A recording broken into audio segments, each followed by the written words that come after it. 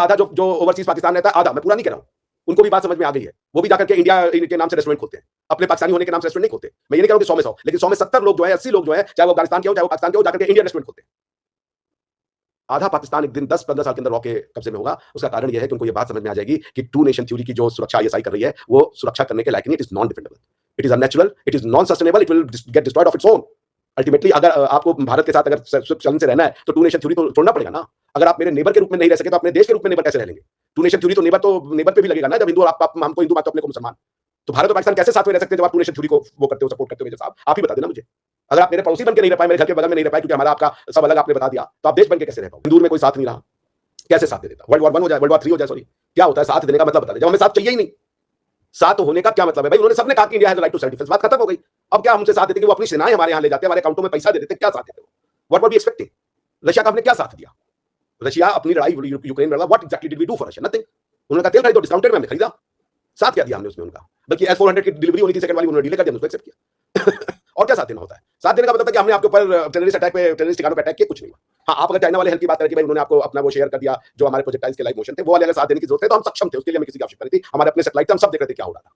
China भी आपको कोई सैनिक नहीं देता। ये अगर प्रोलॉन्ग हो जाता तो ये चाइना कितने दिन तक टेक्नोलॉजी आपकी देता, पर वो आपको अपने आदमी दे देता, अपनी फौज दे देता।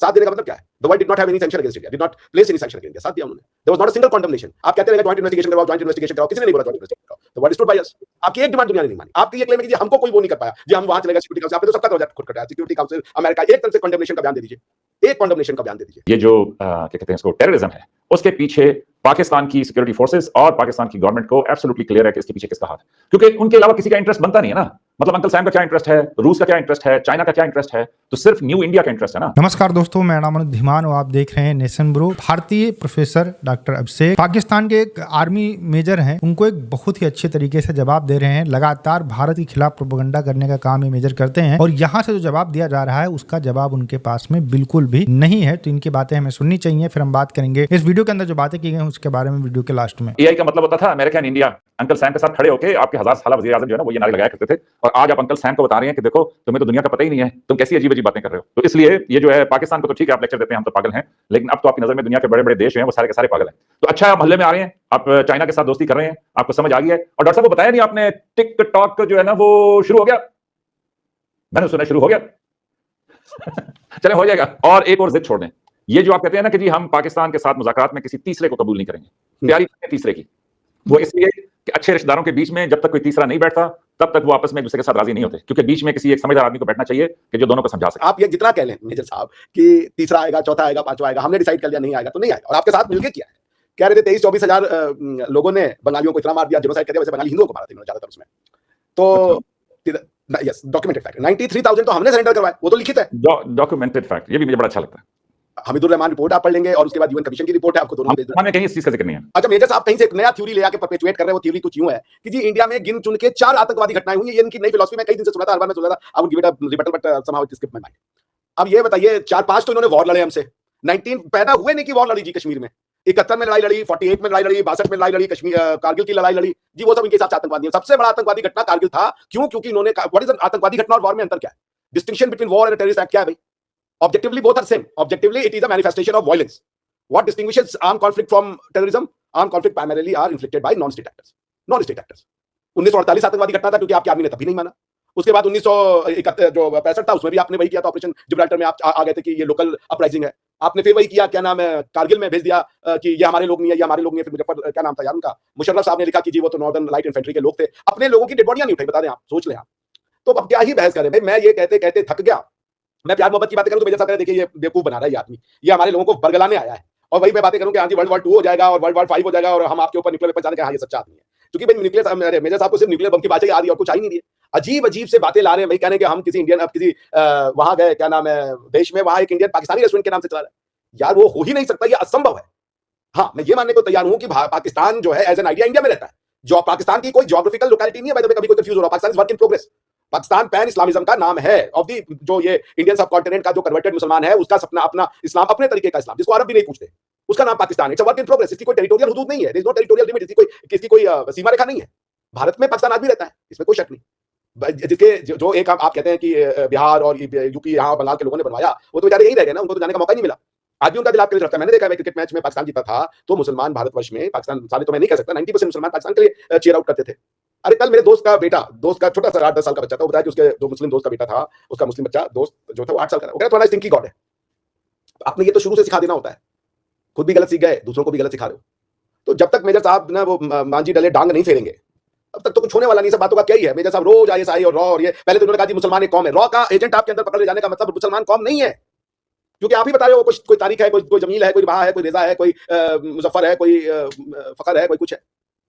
तो आपकी डोनेशन छुरी, आपका तो ये जो बुनियान मखसूस था वो तो गिर गया। आपका बुनियान मखसूस जो भी नाम है खत्म हो गया वो। अगर आपके यहाँ पे रॉ के एजेंट मिल रहे हैं, आपके बुनियान महसूस में तो सेंध लग गई ना, लेड से पिघलाई गई दीवार में कि सब मुसलमान एक हो जाओ, खत्म हो गया। अगर आपने रात के रॉ के एजेंट पकड़े और अभी भी आप कह रहे हो वर्क इन प्रोग्रेस रोज पकड़े जा रहे हैं, तो फिर ईमान को तगड़ा करवाइए ना। आप कह रहे हो पैसे के लिए लोग बिक जा रहे हैं, तो फिर ये कैसा कौम है भाई?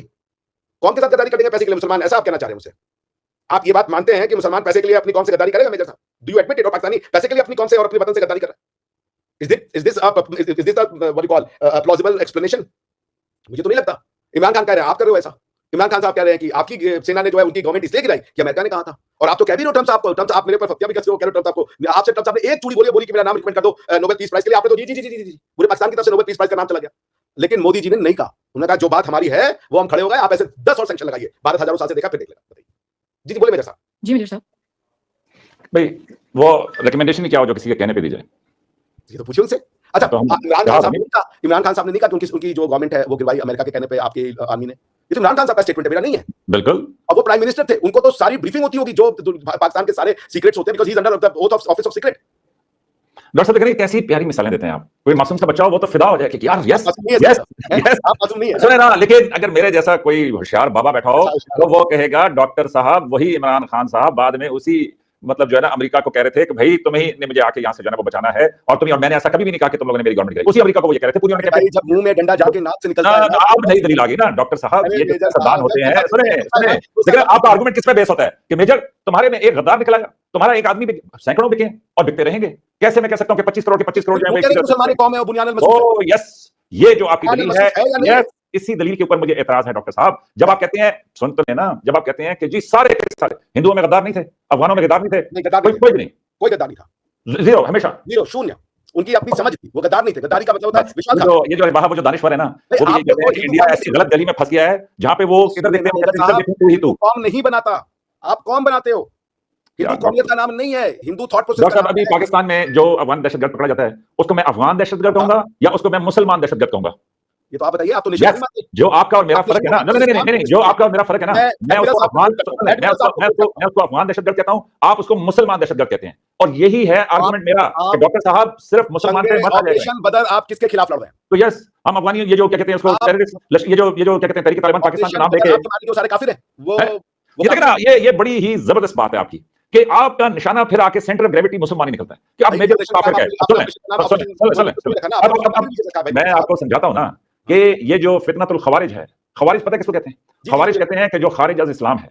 अब सुनिए, पहली बात तो पाकिस्तान की गवर्नमेंट और पाकिस्तान के आर्मी को यह अधिकार ही नहीं बनता है कि जो टीटीपी वाले लोग हैं उनको गैर मुस्लिम घोषित कर दे। देखिए, जब पाकिस्तान के लोग और पाकिस्तान की गवर्नमेंट और पाकिस्तान के आर्मी अफगानिस्तान के अंदर अमेरिका के खिलाफ, अफगानिस्तान के गवर्नमेंट के खिलाफ जो आतंकवादी लड़ रहे थे उनको सपोर्ट कर रही थी, तो उनको तो मुसलमान समझ रही थी। तो टीटीपी वाले कह रहे हैं भैया हम भी मुसलमान हैं, हम भी पाकिस्तान के अंदर इस्लामी राज लाना चाहते हैं, तो वो कहाँ से गलत हो गए? वो तो सच्चे मुसलमान हुए। तुम तो अमेरिका के टुकड़ों के ऊपर पलने वाले पालतू कुत्ते हो। तुम कैसे कह सकते हो कि भैया वो लोग जो है मुसलमान नहीं है, वो आतंकवादी हैं? बलूचिस्तान के अंदर लोग अपनी आजादी के लिए लड़ रहे हैं और वो बाकायदा लड़ रहे हैं, काफी समय से लड़ रहे हैं। ऐसा नहीं है कि पाकिस्तान के अंदर 2-3 साल से ही ये सब चीजें चल रही हैं। पाकिस्तान के अंदर लगभग 50 साल से बलूचिस्तान की जो मूवमेंट है वो लगातार चल रही है और पाकिस्तान के ऊपर इस समय लगातार हमले किए जा रहे हैं। जब पाकिस्तान की आर्मी उनके ऊपर अत्याचार करेगी तो जाहिर सी बात है वो लोग पाकिस्तान से आजादी चाहेंगे। आप वहां से जाते हैं, मिनरल्स निकालते हैं, वहां से जो है बड़ी बड़ी धातुएं निकालते हैं, उसके बाद में दुनिया के अंदर उनको बेचते हैं। वहां का जो पैसा आता है पंजाब के अंदर लगाते हैं, कराची के अंदर लगाते हैं, उनको कभी कुछ देते नहीं है। तो जाहिर सी बात है वो आपके ऊपर क्वेश्चन उठाते हैं। जब क्वेश्चन उठाते तो आपकी आर्मी उनके ऊपर अत्याचार करती है। तो मतलब ये कह देना कि भैया ये मुसलमान नहीं है, ये मुसलमान है, ये पाकिस्तान की गवर्नमेंट का कोई काम नहीं है। देखिए, पाकिस्तान एक आतंकवादी देश है, लगातार भारत के अंदर आतंकवाद फैलाने को लेकर काम करता रहता है। कश्मीर के अंदर अभी जो हमले हुए हैं उसको लेकर काम करता रहता है। पहलगाम अटैक हो, पुलवामा अटैक हो, सब पाकिस्तान ने करवाए हैं। तो ये कह देना कि भैया पाकिस्तान जो है किसी भी तरीके से भारत के अंदर आतंकवादी घटनाएं नहीं कराता है, बिल्कुल गलत है, सरासर गलत है। और जो पाकिस्तान के अंदर लोग अपनी आजादी के लिए लड़ाई लड़ रहे हैं, वो बिल्कुल उनको लड़ने का अधिकार है। उनको कोई ये नहीं कह सकता कि मुसलमान है या नहीं है। अफगानिस्तान के जो भोले भाले मासूम लोगों को पाकिस्तान की गवर्नमेंट पकड़ लेती है, उसके बाद में उनको आतंकवादी घोषित कर देती है, उसके बाद उनको मार देती है, ये बिल्कुल गलत है। अफगानिस्तान कोई भी आतंकवाद पाकिस्तान के अंदर नहीं फैलाता है। उल्टा पाकिस्तान की आर्मी खुद आतंकवाद फैलाती है पाकिस्तान के अंदर। जहां पर लोग गुस्सा होते हैं, फिर इन्हीं के लोग इनके ऊपर जब कार्रवाई करते हैं तो अफगानिस्तान का नाम ले लेते हैं, कहते हैं भैया अफगानिस्तान से आए हुए लोग हैं और इन्होंने ही पाकिस्तान की आर्मी के ऊपर हमला किया है। दोगला काम हमेशा पाकिस्तान की आर्मी करती रही है, करती रहेगी, इसमें कोई दो राय नहीं है। और आने वाले समय के अंदर आप देखेंगे ये सब कुछ बढ़ता ही रहेगा। वो बलूचिस्तान जो है वो अलग देश बनकर ही रहेगा, इसमें कोई दो राय नहीं है। और ऐसे मेजर जनरल जो है जब किसी भारतीय से टकराएंगे तो जाहिर सी बात है इनका जो प्रोपेगेंडा होता है वो फूटता नजर आता है। इसी वजह से ये हमेशा में करके बातें करते रहते हैं। वीडियो कैसा लगा मुझे कमेंट सेक्शन में जरूर बताइएगा। मिलते हैं नए वीडियो के साथ। नमस्कार, धन्यवाद, जय हिंद, जय भारत।